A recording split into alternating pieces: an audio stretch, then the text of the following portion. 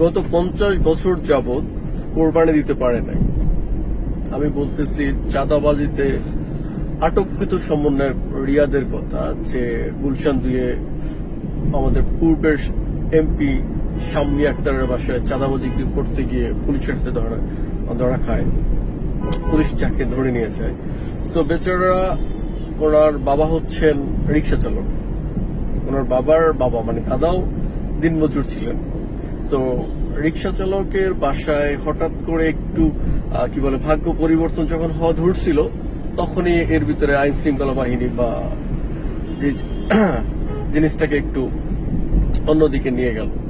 তো ওনারা এর আগে গত 50 বছর কোরবানি দিতে পারেনি, টিনের বাসায় থাকতো, এখন সেখানে পাকা বিল্ডিং হইতেছে। মানে এই যে 5ই আগস্টের পরে ওখানে চেঞ্জ গুলো হচ্ছিল, সেটা তো পজিটিভ চেঞ্জ। এখান থেকে বাংলাদেশ থেকে তো অনেক মানুষ অনেক কিছু চুরি করে বিদেশ নিয়ে যায়, সেই বেচারা অতটা তো তার দেখি নাই, বিদেশ টাকা নিচ্ছে না, তার একটা টিনের ঘরকে সে পাকা করতে যাচ্ছে।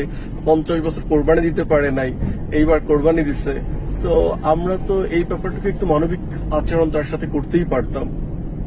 একটু একটু টাকা পয়সা তো সে নিতেই পারে, এত কষ্ট করছে, দেশকে ফ্যাসিস্ট মুক্ত করছে।